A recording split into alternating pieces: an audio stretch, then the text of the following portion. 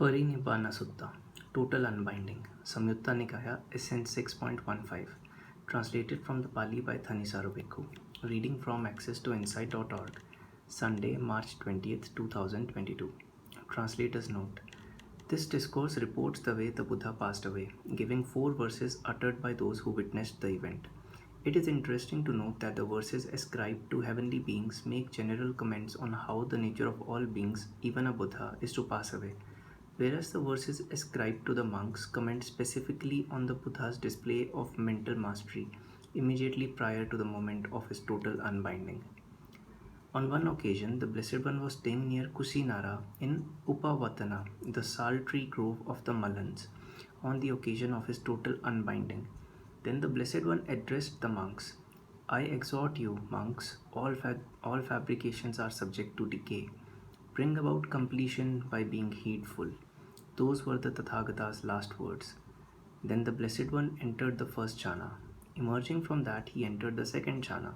Emerging from that, he entered the third, the fourth jhana, the dimension of the infinitude of space, the dimension of infinitude of consciousness, the dimension of nothingness, the dimension of neither perception nor non-perception.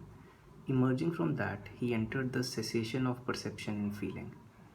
Then, emerging from the cessation of perception and feeling, he entered the dimension of neither perception nor non-perception. Emerging from that, he entered the dimension of nothingness, the dimension of the infinitude of consciousness, the dimension of the infinitude of space, the fourth jhana, the third, the second, the first jhana. Emerging from the first jhana, he entered the second, the third, the fourth jhana.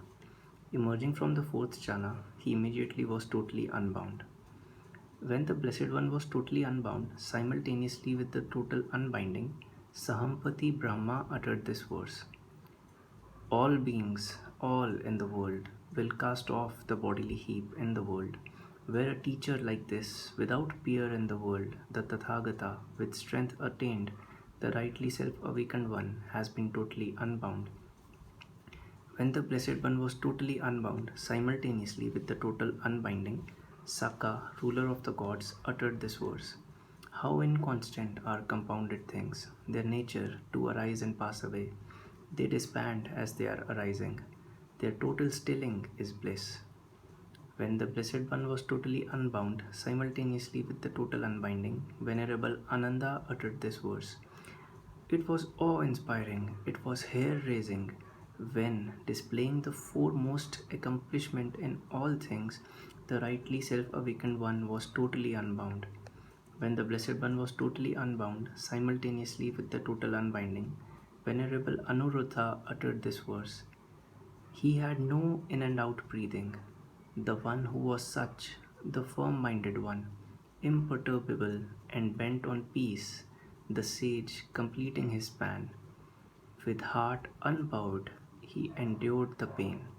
Like a flame's unbinding was the liberation of awareness.